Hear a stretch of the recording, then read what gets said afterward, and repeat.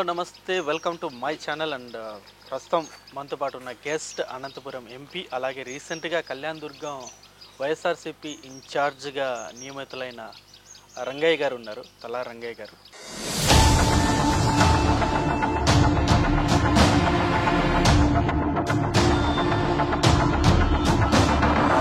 Years ఎంపీగా చేసిన వ్యక్తి సడన్గా ఎమ్మెల్యేగా షిఫ్ట్ అయ్యి కళ్యాణ్ దుర్గం, నాకు తెలిసి మీకు కొత్త ప్రాంతం, అక్కడికి వెళ్ళడం అన్నది మీకు ఎలా అనిపిస్తుంది? అది ఎంపీ టు ఎమ్మెల్యే దాదాపు ఆల్మోస్ట్ నేను తిరిగిన గ్రామం ఉండకపోవచ్చు. ఈ మండలంలోనూ నేను తిరిగిన మండలం కానీ, నేను కూర్చొని బ్యాంక్ కానీ ఈ జిల్లాలో ఏదీ లేదు. ఇప్పుడే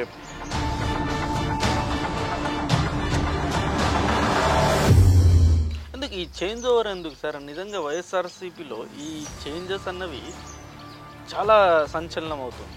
మంత్రులనే పక్కన పెట్టేస్తున్నారు, అసలు కొత్త వాళ్ళని ముందుకు తీసుకొస్తున్నారు, వారసుల్ని ముందుకు తీసుకొస్తున్నారు. ఈ చేంజ్ అనేది ఎవరైతే ప్రతినిధులుగా ఉండాలో, ఏ కుటుంబాల నుంచి ఉండాలో, ఏ వర్గాల నుంచి ఉండాలో ఆ వర్గాల వాళ్ళని ఆ ప్రాంతాల నుంచి ఉంచుతున్న సందర్భం కదా.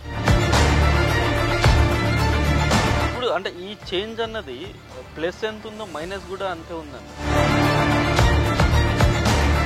మైనస్ ఫీల్ అవుతున్నారు, ప్లస్ ఏముంది అనేది పార్టీకి తెలుసు. మైనస్ ఎవరు ఫీల్ అవుతున్నారు? మా ప్రత్యర్థులు ఫీల్ అవుతున్నారు. ఎందుకంటే వాళ్ళకి ఇప్పుడు ఈ ఎమ్మెల్యే గ్రాఫ్ కంటే కూడా ఇక్కడ ఎక్కువగా పనిచేసే సార్ జగన్ గారి గ్రాఫే ఎక్కువ వర్క్ అవుతుంది. ఇప్పుడు అక్కడ ఓటేసే జనాలు ఫ్యాన్ చూసి ఓటేస్తారు, జగన్ గారిని చూసి ఓటేస్తారు. ఇప్పుడు మధ్యలో ఎమ్మెల్యేలంత ప్రాధాన్యత లేదన్నది ఇంకో రకంగా వినబడుతున్నాం.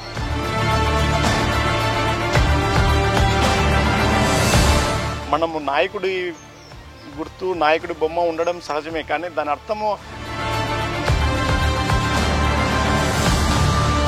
ఇప్పుడు ఎమ్మెల్యే పరిధి కొంతవరకే ఉంటుంది, బట్ ఎంపీ పదవి ఇంకా చాలా ఎక్కువ ఉంటాయి. ఎమ్మెల్యే ఆ మాటకు వస్తే నన్ను ఇక్కడ పీడీ రంగయ్య అంటారు. పీడీ పరిధి ఇంకా ఎక్కువ ఉంది. మరి ఉమ్మడి జిల్లా అంతా ఉండింది. ఇది ఏమిటంటే మనకున్న ఇబ్బంది ఏంటంటే, మన ఆలోచన ఏమిటంటే ఇదొక హోదాలాగా, ఇదొక అధికారంలాగా, ఇదొక పెత్తనంలాగా చూసినప్పుడు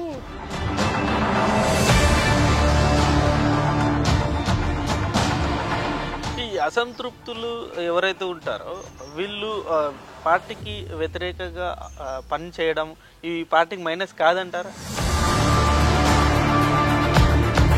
చాలా మంది పార్టీ మారిపోయి టీడీపీ పార్టీ వైపు వెళ్తున్నారు.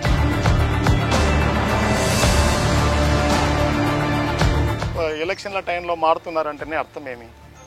మీరే చెప్పారు కదా, అయిపోయింది పీరియడ్, ఇంకా ఎలక్షన్ల దగ్గరికి వస్తున్నాయి, నెలల్లో పోయి వారాలు, కొన్ని వారాల్లో ఉన్నప్పుడు మారుతున్నారంటే అర్థమైంది. వాళ్ళు నిజంగానే వేరే అభిప్రాయం అయితే ఇప్పుడు ప్రస్తుతం అక్కడున్న ఉషా చరణ్ గారు పెనుగొండకి వెళ్ళారు అంటే, సో ఆమె అన్ఫిట్ అనుకోవచ్చా?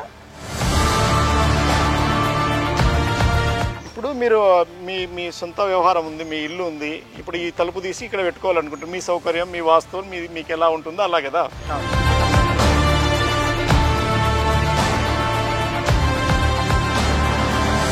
సో ఇప్పుడు అంటే టీడీపీ నథింగ్ అంటారా అక్కడ? అట్లా నేను ఎందుకు అట్లా అనుకోని నేను నిద్రపోతే పరిస్థితి ఏంటి? అట్లా కాదు కదా. ఈ గెలుపు అన్నది ఇప్పుడు సునాయాసమా, కష్టతరమా? గెలుపు